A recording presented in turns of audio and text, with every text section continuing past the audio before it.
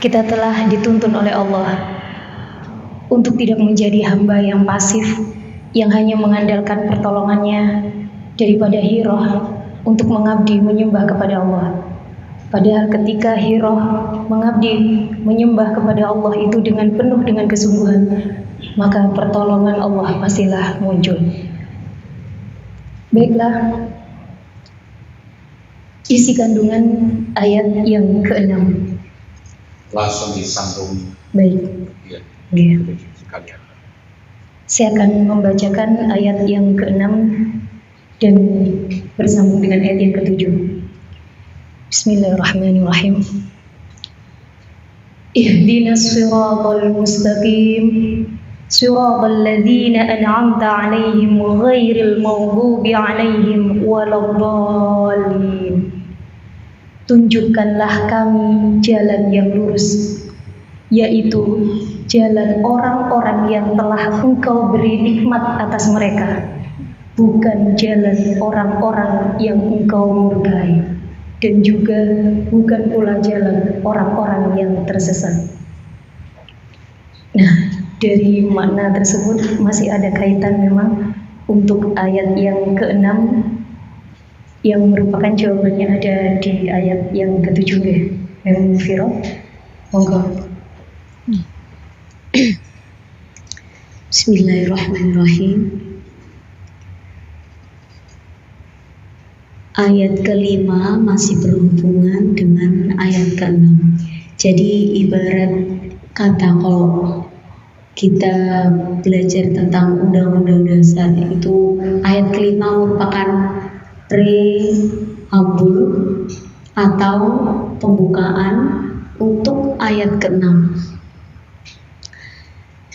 Dalam ayat ke-5 redaksinya hanya kepada Allah, hanya kepadamu ya Allah kami menyembah, dan hanya kepadamu lah ya Allah kami meminta pertolongan.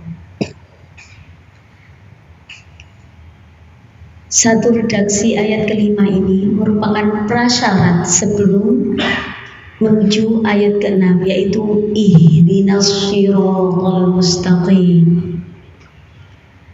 Tunjukkanlah kami ke jalan yang lurus. Jadi meminta pertolongan setelah kita menyembah Allah, beribadah kepada Allah, tulus meminta ridho Allah. Kemudian kita mengharapkan pertolongan dari Allah. Pertolongannya berbentuk apa? Pertolongannya berbentuk petunjuk ke jalan yang lurus. Dalam surat Al-Fatihah disebutkan kata ihdina. Dari kata ha dan huruf ha, dal, ya. Di sini memiliki 3 terjemahan. Hadaya itu ada yang pertama mengartikan hadiah, yang kedua diartikan petunjuk, yang ketiga hadiyu dalam Al-Quran itu disebutkan memiliki arti hewan yang diberikan sebagai bentuk persembahan kita kepada Tuhan. Yang pertama hadiah. Hadiah itu apa sih? Hadiah itu merupakan pemberian. Biasanya hadiah itu pemberian dari yang memiliki pangkat lebih tinggi kepada yang lebih rendah. Top to down ya. Itu hadiah. Seperti yang kita ketahui, jika hamba Allah yang berakal ini sudah menyembah, sudah melaksanakan kewajibannya dengan baik, maka Allah akan memberikan hadiahnya, Allah akan memberikan rewardnya, Allah akan memberikan pahalanya. Seperti itu. Yang kedua memiliki arti petunjuk.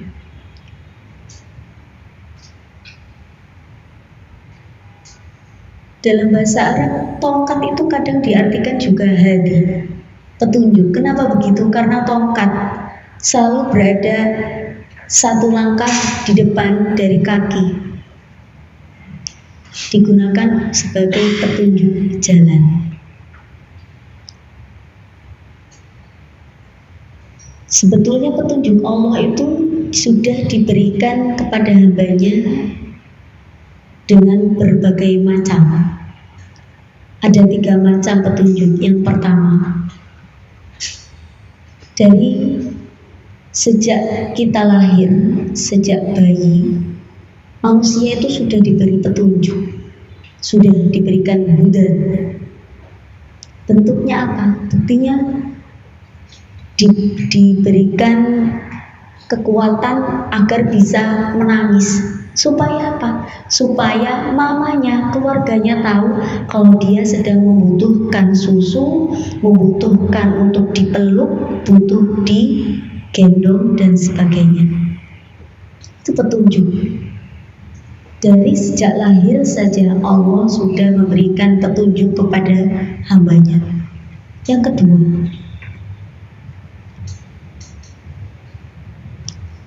petunjuk ini sudah kita miliki sejak awal berupa panca indera. Kita memiliki hati, kita memiliki lidah, bisa merasakan segalanya, memiliki mata supaya bisa melihat. Dengan mata kita bisa melihat, kemudian kita bisa menganalisa sesuatu, kita bisa mengirimkan ke otak. Itu merupakan petunjuk. Yang ketiga, petunjuk yang ketiga merupakan akal. Bagaimana manusia ini bisa berpikir, bagaimana manusia ini bisa menganalisa sesuatu, bagaimana manusia ini bisa mengambil kesimpulan. Jalan yang baik untuk dirinya itu apa? Itu petunjuk dari Allah. Dan Allah hanya memberikan petunjuk kepada orang-orang yang berhak menerima petunjuk.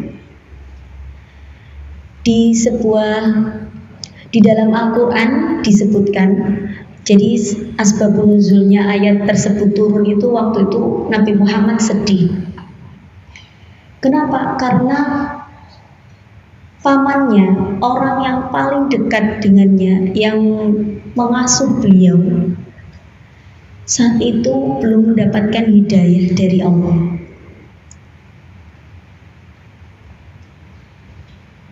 Kemudian ayat tersebut turun. Bismillahirrahmanirrahim. Innaka la tahdi man ahbabta walakin Allah yahdi man yasha. Jadi Allah bilang kepada Nabi Muhammad, "Hei Muhammad, hei Nabiku, kamu tidak bisa memberikan petunjuk kepada orang yang kamu sukai. Melainkan yang bisa memberikan hanyalah Aku." Kata Allah seperti itu. Allah lebih mengetahui siapa yang berhak mendapatkan petunjuk tersebut.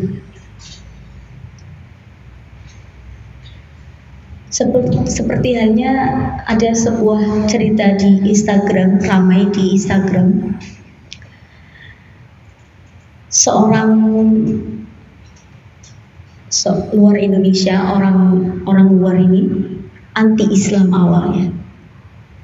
Kemudian dia menuliskan buku tentang anti-Islam. Selama pembuatan buku tersebut, dia membaca Al-Quran, membaca tafsir Al-Quran, membaca buku tentang Islam, iman, ihsan, semuanya dia baca. Dan pada akhirnya, selama perjalanan pembuatan buku tersebut, dia malah mendapatkan hidayah dari Allah. Allah lebih mengetahui siapa hambanya yang ingin mendekat, lebih dekat kepada Allah.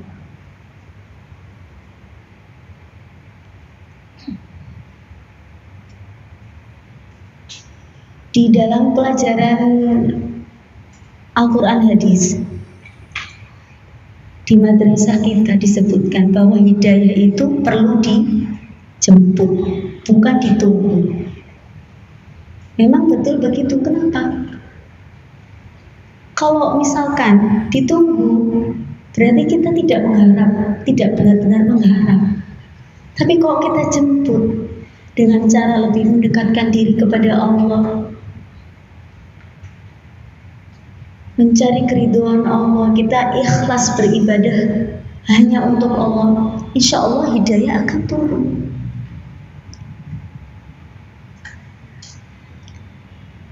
Disambung lagi, ihdina as-sirata. Kenapa menggunakan redaksi sirata? Padahal bahasa Arab memiliki banyak arti. Kenapa tidak menggunakan kata sabil? As-sabil artinya jalan atau at-tariqu. Sama juga artinya jalan. Kenapa menggunakan kata sirata? Sabil dengan kata tariq, as-sabilu at-tariqu itu bentuk singular, bentuk mufrad, dan jamaknya adalah subul atau turuq. Berarti masih banyak jalan yang bisa dilalui. Sabil itu lebih tepatnya jalan kecil seperti gang. Tariq itu jalan yang besar atau luas, jalan raya. Sedangkan Sirat ini di dalam Al-Quran tidak disebutkan adanya jamak, hanya bentuk satu saja, tidak ada pluralnya. Tidak seperti kata sabil, tidak juga seperti kata tariq. Sirat tidak ada bentuk jamaknya. Dengan kata lain, Allah benar-benar menunjukkan bahwasanya ihdina, berikan petunjuk kepada kami as-sirata, satu jalan yang lurus, satu jalan saja, tidak ada jalan yang lain. Oleh karena itu tidak menggunakan kata sabil, tidak juga menggunakan kata tariq yang masih ada bentuk pluralnya.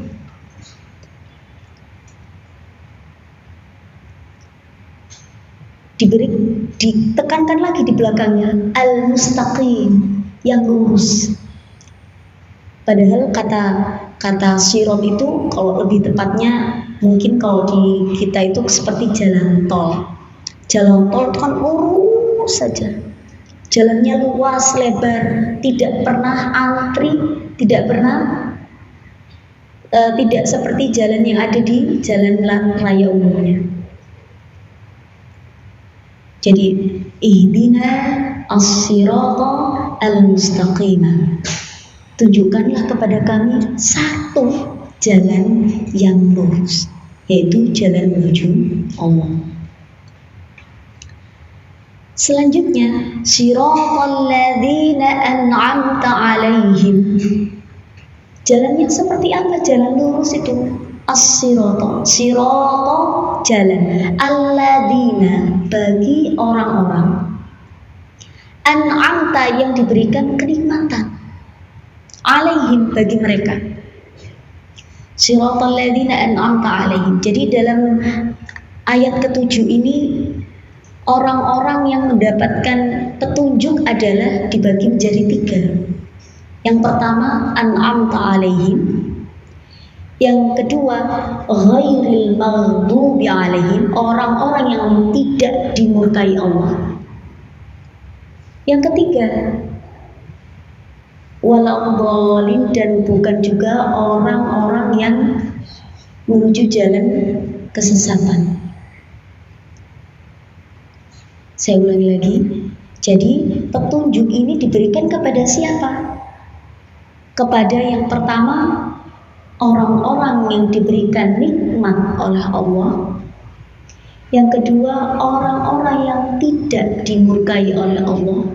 Yang ketiga, orang-orang yang tidak berada dalam kesesatan. Orang-orang yang diberikan nikmat oleh Allah ini siapa? Di dalam Al-Quran surah An-Nisa disebutkan, وَمَنْ يُطِعِ اللَّهَ وَالرَّسُولَ Faulaika ma'al ladzina an'ama Allahu 'alaihim minan nabiyyina was-siddiqina wasyuhada'i was-shalihin. Jadi orang-orang yang diberikan nikmat ini adalah yang pertama nabi-nabinya Allah. Yang kedua as-siddiqin. As-siddiqin ini orang-orang yang jujur, orang-orang yang tidak pernah membohongi Allah. Berarti bukan termasuk orang yang munafik. Asy-syuhada, orang-orang yang berada di jalannya Allah. Dan kemudian as-salihin, orang-orang yang saleh, orang-orang yang baik. Orang yang baik ini yang selalu menjalankan perintah Allah dan menjauhi larangan Allah.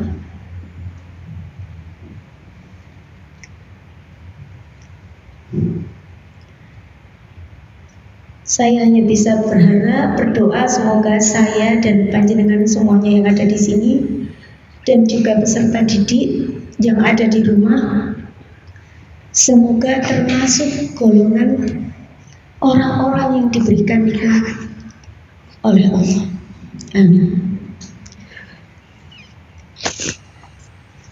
Hanya bisa berharap karena saya sendiri tidak berani, karena saya merasa tidak termasuk dari beberapa golongan tersebut.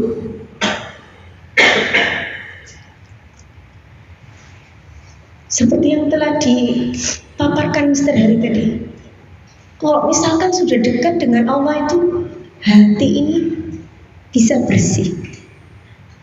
Segala rasa dendam, iri hati pasti tidak ada di dalam hatinya seorang hamba. Sedangkan saya masih memiliki hal tersebut. Saya khawatir karena di dalam kata an'amta alaihim hanya disebutkan mereka-mereka saja. Tidak ada orang seperti saya.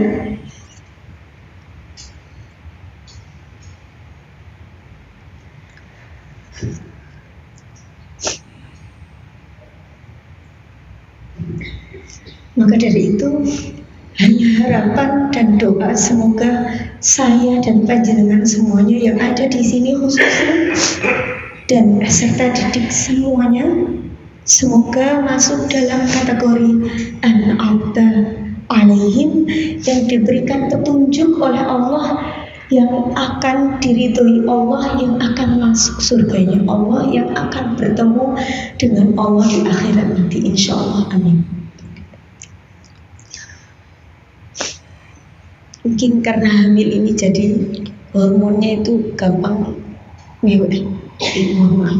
Seperti itu, cukup sampai situ aja.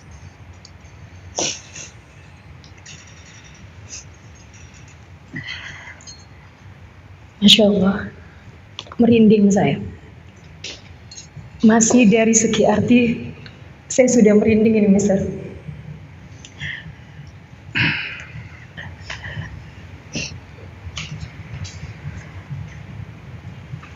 Baik, saya akan mencoba memberikan penguatan dari apa yang sudah didiskusikan oleh teman-teman pendidik dan anak-anak sekalian yang perlu, terutama untuk anak-anak,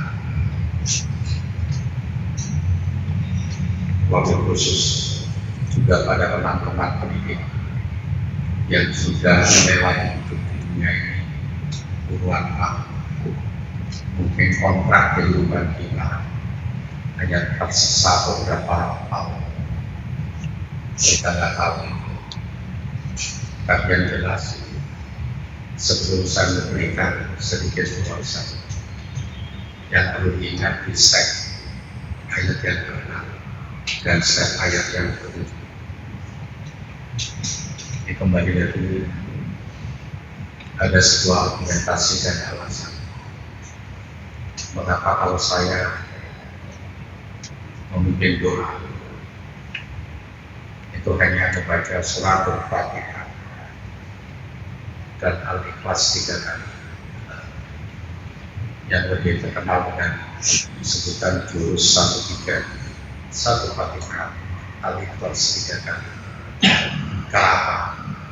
Bacaan di ayat-ayat surat Al-Fatihah itu adalah doa terlengkap yang merepresentasikan seluruh doa yang ada diajarkan melalui kitabullah Al-Quran. Di ayat yang ke-6 dan ke-7 ini merupakan puncak daripada doa, dan yang perlu teman pendidik tekankan dan anak-anakku juga tekankan. Tunjukilah kami ke jalan yang benar. Ketika kita bermohon petunjuk, yang perlu pertama kali muncul agar kita memperoleh petunjuk itu harus mentaati apa yang perlu ditaati, tata tertib dan peraturan. Kita minta petunjuk pada walas, dibacakan oleh walas tata tertib dan peraturan madrasah. Ketika tata tertib dan peraturan madrasah sudah diingatkan, ditambahkan lagi dengan janji siswa. Ketika tata tertib, peraturan madrasah, peraturan akademik itu sudah pernah dibagikan dan dibacakan, maka secara otomatis itulah rambu-rambu, dan rambu-rambu itu harus ditaati dan dipatuhi. Tujuannya apa? Agar memperoleh pencerahan. Pencerahan itulah yang pada inti dan hakikatnya adalah petunjuk. Kita lupa dan seringkali lupa memohon kepada Allah untuk mendapatkan petunjuk. Tapi kita tidak perlu, bahkan sering menafikan bahwa untuk memperoleh petunjuk itu kita harus melalui tahapan-tahapan rambu-rambu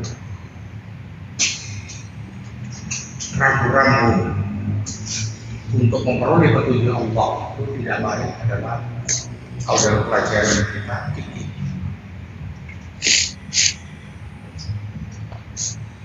Baik itu fikih klasik, fikih kontemporer, atau fikih apapun bentuk, itu semua sudah melalui ijtihad. Ijtihad para ulama yang memberikan pencerahan kepada kita agar kita bisa menjalankan syariat Islam dengan sebenar-benarnya syariat. Taati itu petunjuk, taati itu fikih. Dan yang lebih penting lagi petunjuk. Apa itu petunjuk? Selain fikih, kita telah diajarkan Al-Quran hadis. Selain fikih Al-Quran hadis, kita juga telah diajarkan akidah. Fikih Al-Quran hadis,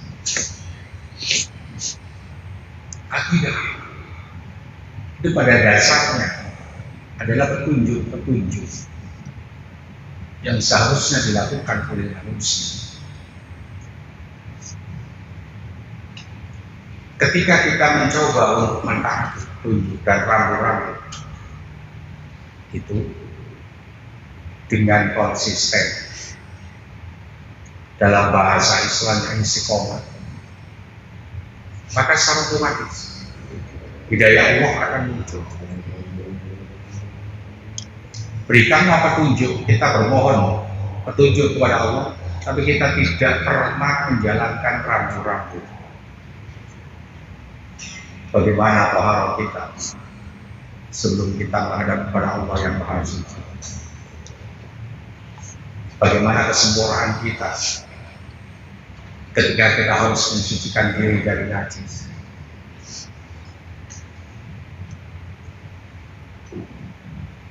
Bagaimana cara kita mempertahankan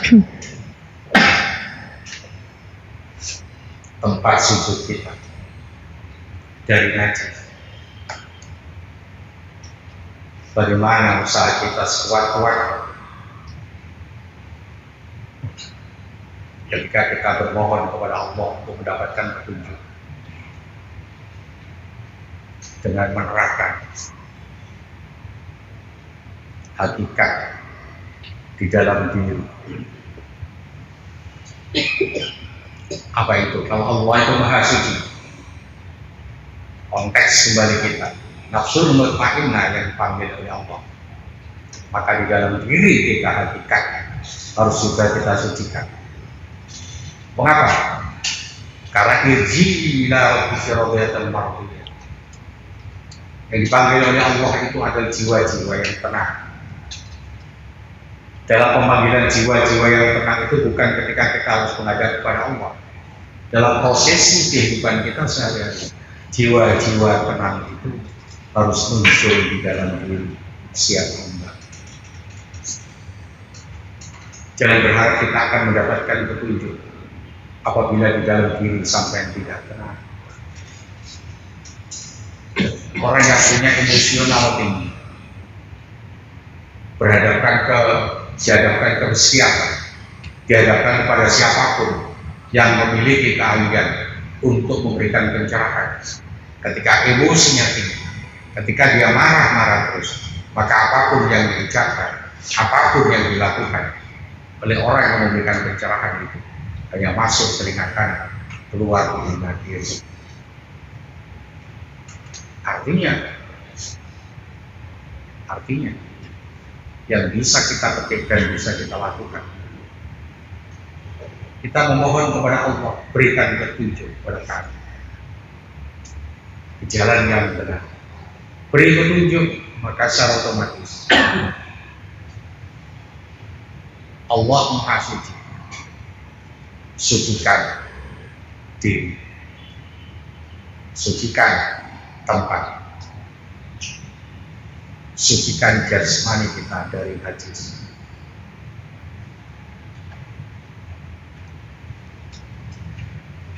Itu yang saya katakan dengan prosesi orang yang betul-betul bermohon. Minta petunjuk, orang minta petunjuk itu semua diberi petunjuk. Al-Quran. Tadi Menfir juga sudah bahas. Hadis, fikih, dari ijtihad para ulama.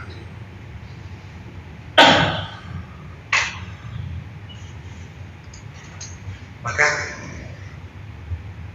ada satu titik yang harus kita tancapkan di otak kita. Apa itu?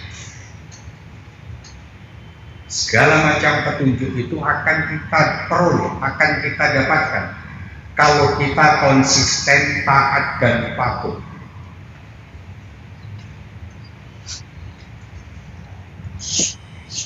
Google Maps saja, ketika sampean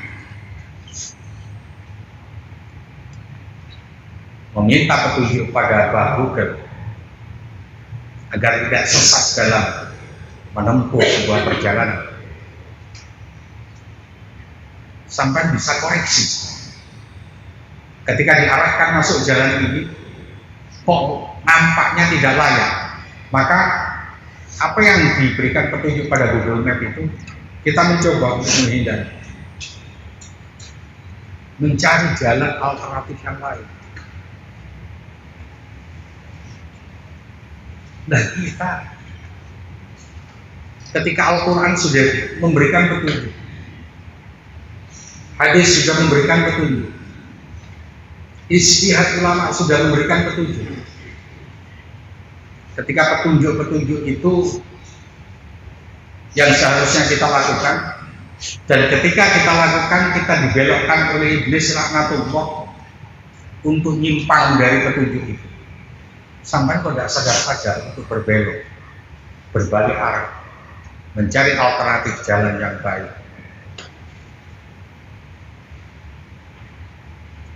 Ini artinya sampai bermohon, bermunajat kepada Allah, tapi sampai tidak waspada.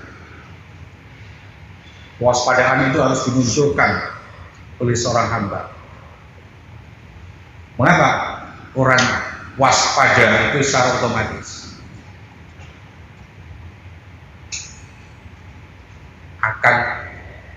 lebih support kepada kita untuk tetap menjalankan petunjuk itu dengan baik.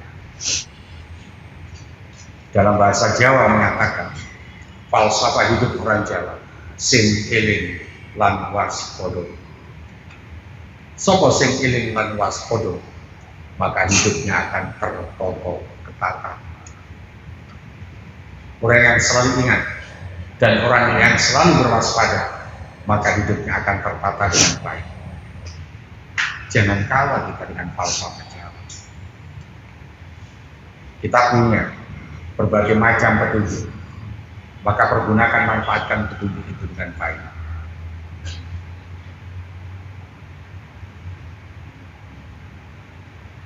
Terus, yang perlu lagi digarisbawahi,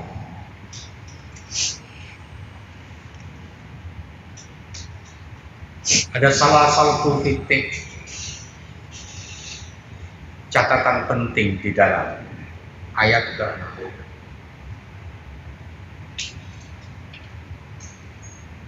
Jalan yang benar disambung dengan ayat yang kedua. Jalannya orang-orang yang telah kau beri nikmat, bukan jalannya orang-orang yang tersesat, dan bukan pula jalannya orang-orang yang kesasar. Masya Allah. Astagfirullahaladzim. Kalau kita sudah bermohon kepada Allah, meminta kepada Allah, apa itu permintaan? Tunjuki kami di jalan orang-orang yang telah kau beri nikmat. Ketika kita sudah diberikan petunjuk untuk mengikuti jalan orang-orang yang telah diberikan nikmat,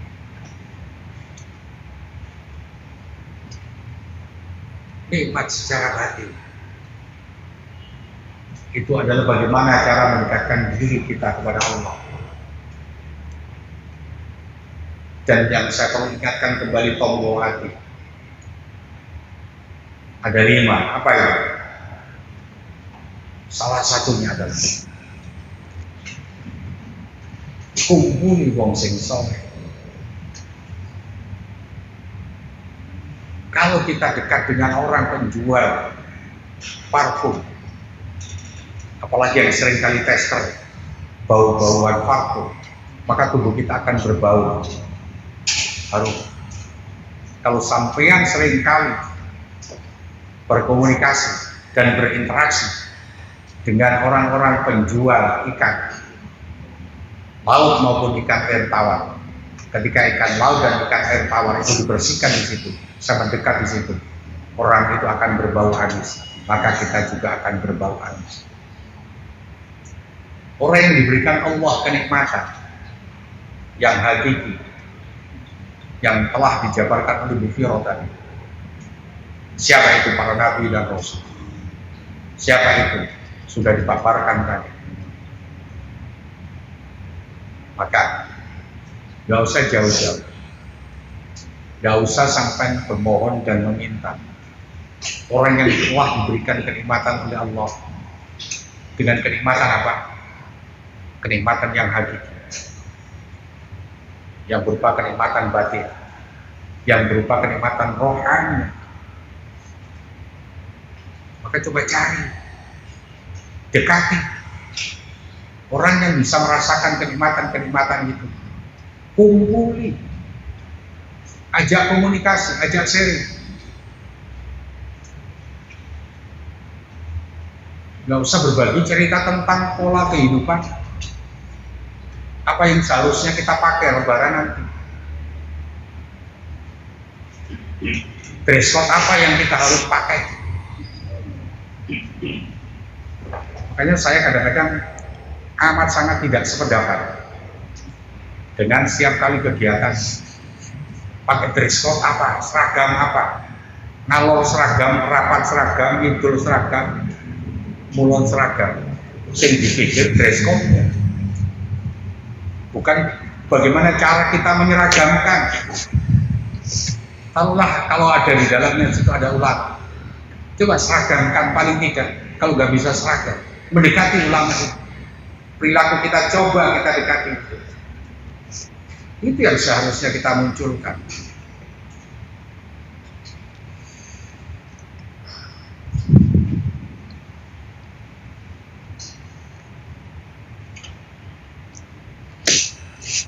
Gak usah jauh-jauh. Kita pingin seperti ulama-ulama itu. Kita kepingin seperti para syuhada. Level kita bukan pada tataran ada di sana. Ketika Gus Baha ditanya, apakah Gus Baha sudah mendapatkan Lailatul Qadar? Iku pikirannya wong desa. Iku pikirannya wong dalam tataran level ibadahnya koyok sekelas artinya. Apa yang dikejar Lailatul Qadar, Lailatul Qadar.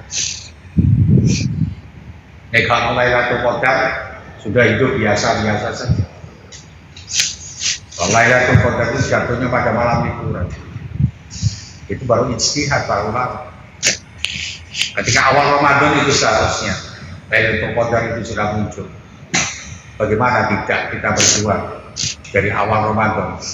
Kita julukkan tadi. Kalau bahasanya main firok, kita cari tadi petunjuk itu. Kita kejar itu petunjuk. Kita pelajari itu petunjuk. Kita tiru itu petunjuk.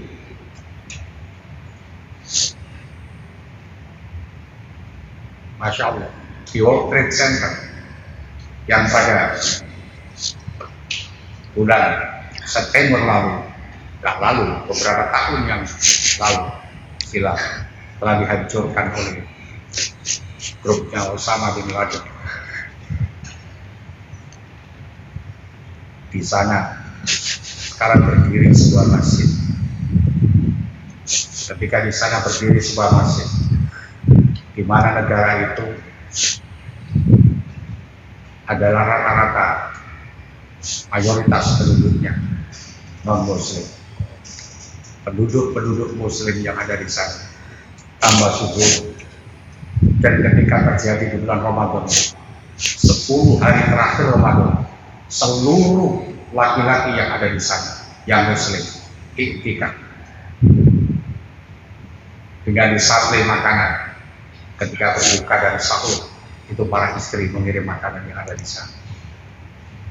Ketika iktikaf penuh mulai pagi sampai datang pagi lagi selama 10 hari menjelang takbiran, maka secara otomatis itulah salah satu bentuk contoh orang yang menjulur, orang yang mencari, orang yang mencari-cari petunjuk, orang yang mengejar-ngejar petunjuk, agar petunjuk itu berada di genggaman tangan untuk dibawa secara estafet mengarungi kehidupan.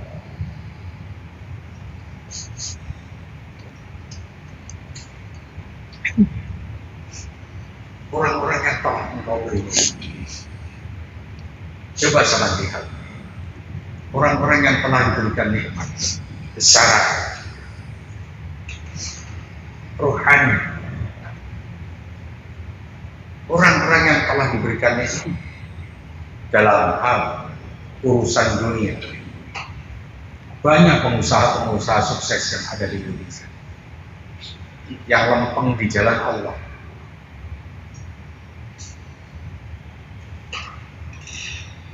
Ketika orang terkaya, raja jalan raya, jalan tol terutama, Yusuf Hamka, seorang Cina yang sudah Muslim sejak almarhum Yusuf Hamka masih sugeng, itu sudah memeluk Islam dan yang mengislamkan dia.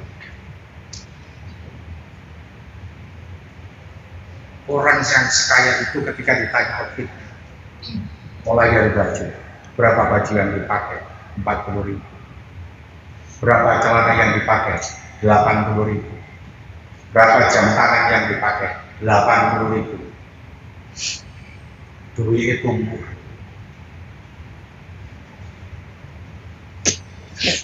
Mengapa orang itu bisa menjadi kaya? Coba itu lihat ekosistemnya. Orang yang bisa mempertahankan kekayaannya mulai dari muda sampai menjelang masa tua, cita-cita beliau akan membangun masjid, Sayyidul Masjid di seluruh Indonesia. Maka ketika di rest area itu ada masjid-masjid bagus, itu ada masjid investasinya dia, yang membangun dia, yang akan mewujudkan 1000 bangunan masjid, sehingga memudahkan orang dalam perjalanan untuk melaksanakan sholat. Dilihat itu seperti orang-orang yang telah engkau beri nikmat, ya Allah, nikmat duniawi. Ketika orang-orang mendapatkan nikmat duniawi dengan cara yang baik, dengan cara yang halal, itu kenikmatannya bukan semakin susut, bukan semakin berkurang, tapi semakin bertambah dan bertambah.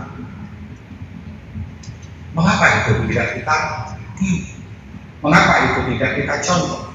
Padahal kita telah memohon kepada Allah, berikanlah kami petunjuk, seperti orang-orang yang telah kau beri nikmat. Mengapa orang yang telah diberikan nikmat dengan etos kerja yang tinggi itu tidak kita contoh dan kita tidak menurut, mengikuti etos kerja yang tinggi itu? Bagi anak-anakku, etos kerja tinggi itu diwujudkan dalam bentuk belajar yang keras, berusaha yang keras untuk update, berusaha yang keras untuk upgrade ilmu pengetahuan dan skill.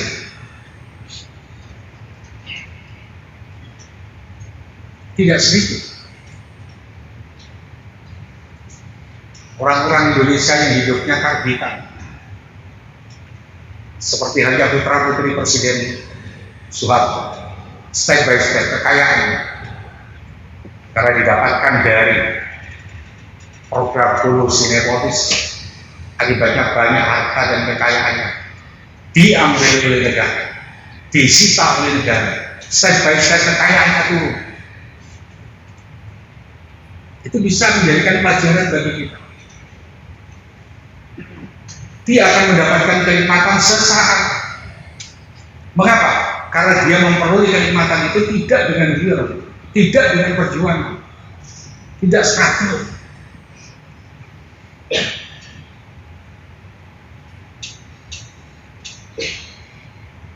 Hanyalah, ayo kita hadapi hidup di dunia ini dengan hero dan semangat untuk berjuang, agar kita memperoleh kekayaan, agar kita memperoleh paling tidak sedikit harta yang bisa untuk menghidupi anak, yang bisa kita pakai untuk menghidupi istri, sang istri untuk bisa membantu kehidupan ekonomi keluarga.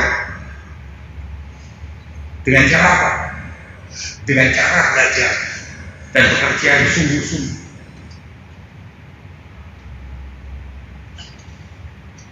Berjuang secara gigih, tidak bermalas-malasan, tidak berpangku tangan. Gak ada ceritanya orang pintar, gak ada ceritanya orang sukses. Itu dengan berpangku tangan, dengan bermalas-malasan.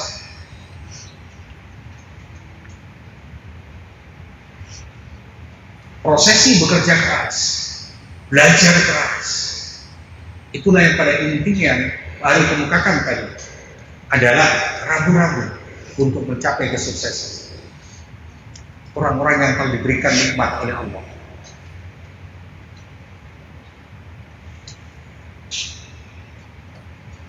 kenikmatan yang diberikan oleh Allah,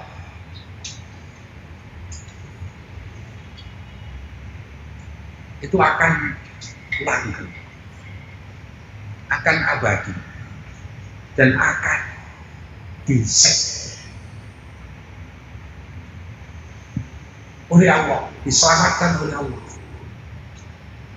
apabila kita berjuang, apabila kita berusaha, apabila kita bekerja dengan amat sangat keras dan tidak berupaya. Apa itu yang seringkali membahayakan dalam hidup dan kehidupan kita? Kita ingin cepat kaya dengan menghalalkan segala cara. Kita ingin cepat sukses dengan cara curang. Kita ingin mengalahkan orang lain dengan cara menjatuhkan orang lain itu.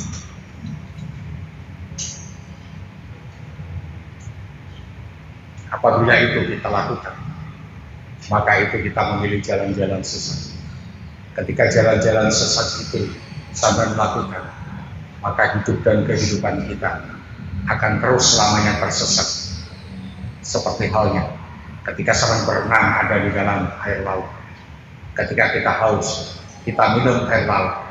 Ketika kita minum air laut itu bukan semakin lega tenggorokan ini, tapi semakin banyak air laut yang kita minum, maka dahaga itu akan muncul.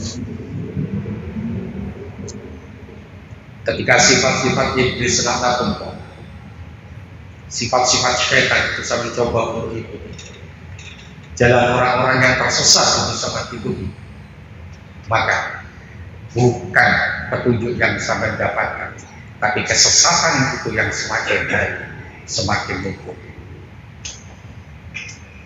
Ambil pelajaran Rafael Alun Trisambodo akibat dari proses penganiayaan, flexing akhirnya harta dan kekayaan dirampas dan dikuasai oleh negara, dan dia masuk pada KPK belum masuk di masa persidangan. Seorang pegawai pajak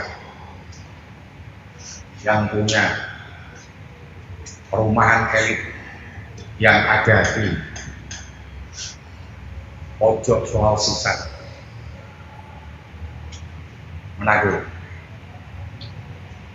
ratusan rumah yang dimiliki dengan harga satu rumahnya 1,5 miliar. Berapa harta kekayaannya? Belum lagi yang ada di Yogyakarta, belum lagi mobil-mobilnya. Dari awal cuma 57 miliar, berkembang sekarang sudah menjadi 500 sekian miliar. Mengapa itu bisa terjadi? Yang tadi saya katakan, dia mencoba menghalalkan segala cara untuk memperoleh kenikmatan. Kenikmatan-kenikmatan yang diperoleh itu semua, semakin dia dapatkan kenikmatan semua itu, maka semakin dirinya kurang. Semakin dirinya kurang, akibatnya mereka terjerumus. Kurang apa? Mantan Kapolda Jatim. Untuk mencapai dan menggapai level di level jenderal itu susahnya setengah mati. Dari pengalaman menjadi seorang penyidik, tahu seluk-beluk bagaimana caranya barang bukti itu bisa digantikan. Ketika sabu digantikan dengan tawas dan sabunya dijual kembalikan dengan harapan apa? Agar dia memperoleh kenikmatan, agar dia memperoleh kekayaan. Belum selesai, seorang jenderal itu divonis, tuntutan jaksa sudah jelas, dihukum mati, tapi belum inkrah, belum divonis. Istrinya ketangkap jadi bandar judi online. Ini salah satu bentuk contoh realita kehidupan yang bisa kita petik dan bisa kita ambil anak-anak. Kalau tadi ada sisi yang dibahas oleh Menteri, orang-orang yang diberikan nikmat oleh Allah secara batin, secara rohani. Ketika kita tidak bisa mengikuti jejak para syuhada, para alim, para ulama, maka paling tidak ayo kita cari jalan bagaimana caranya agar kita menjadi rombongan yang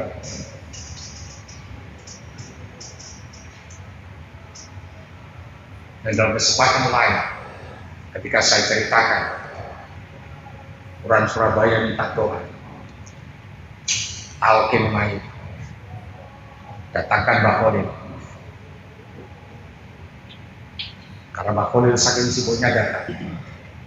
Alkim Mai cuma diajarkan nanti kalau kamu ditanya oleh malaikat munkar nanti jawabnya apa? Aku termasuk dalam rombongan Bakonik. Dan untuk menemukan itu yang susah, dan untuk menemukan itu yang sampai tidak pernah berpikir, dan sampai tidak pernah berusaha, dan sampai tidak pernah mencari untuk diraih. Bagaimana kita masuk dalam golongan orang-orang yang telah mendapatkan kenikmatan secara rohani itu? Bagaimana caranya kita masuk dalam kategori golongan orang-orang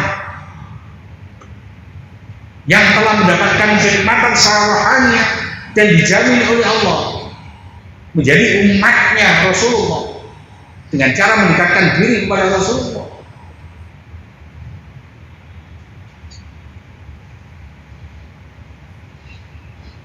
Coba dilihat itu YouTube-nya Anwar Jahid.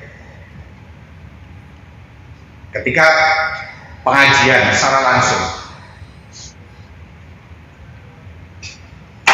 dengan hadis,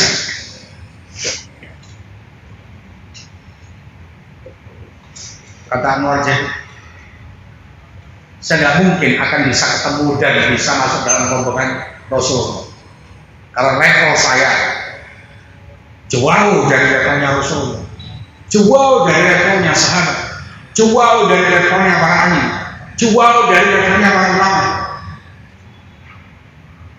Karena hari ini saya bersamaan dengan Habib Syekh, maka yang akan saya cari nanti adalah Habib Syekh. Mengapa?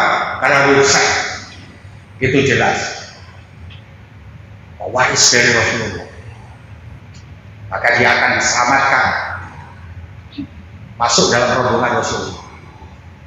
Kata Anwar Jahid, tak kadol itu nanti Habib Syekh. Aku sudah izin hari ini untuk saya ikut bersama-sama rombongan dari Habib Syekh. Itu salah satu bentuk ijtihad dalam tataran ulama sekali Anwar Jahid saja masih berusaha untuk mencari cantolan, untuk mencari cantolan. Bagaimana caranya agar cantolan itu bisa nyampe dan nyangkut untuk membawa kita masuk dalam rombongan orang-orang yang alim, masuk dalam rombongan orang-orang yang soleh. Jadi jangan hanya duduk manis. Malaikat maut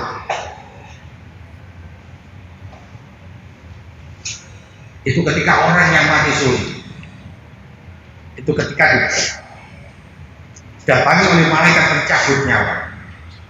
Dari situ dia melihat malaikat pencabut nyawa itu punya tangan beberapa.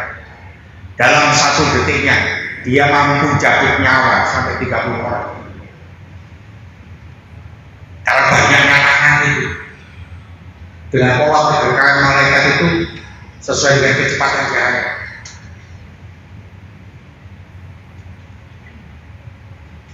Mau tunggu kapan kita? Mau sampai kapan kita untuk mengkonstruksi diri agar kita termasuk dalam kategori orang-orang yang telah memberikan nikmat oleh Allah, agar kita mampu dan punya kekuatan diri untuk ikut bersama rombongan para orang-orang yang telah diberikan nikmat oleh Allah. Allahumma ya Allah, berikan kami ya Allah, berikan kami petunjuk ya Allah, terutama saudara-saudara kami yang ada di tempat ini, untuk sesegera mungkin menemukan yang bisa menjadikan dirinya jauh lebih dekat lagi, jauh lebih dekat pada orang-orang yang soleh, yang dapat mengantarkan pada rombongan para tabi'in yang pada intinya akan bersama-sama dengan Rasulullah Muhammad sallallahu alaihi wasallam. Allahumma ya Allah, di 10 hari yang ketiga ini berikan kekuatan kepada kami, hindarkan dan jauhkan kami dari sakit. Amin. Kalau hari ini di DKI Jakarta pagi tadi sudah terpapar 1.000 orang turunan dari COVID terbaru, selamatkan kami ya Allah, selamatkan kami ya Allah, sehatkan kami ya Allah, lancarkan ibadah kami ya Allah, lancarkan puasa kami ya Allah, lancarkan puasa kami ya Allah, sesuai dengan puasa hakikat puasa yang sebenarnya, bukan hanya puasa syariah saja. Amin. Allahumma amin. Wabillahi taufiq wal hidayah. Assalamualaikum warahmatullahi wabarakatuh. Waalaikumsalam. Sudah di-close, Pak. Ya.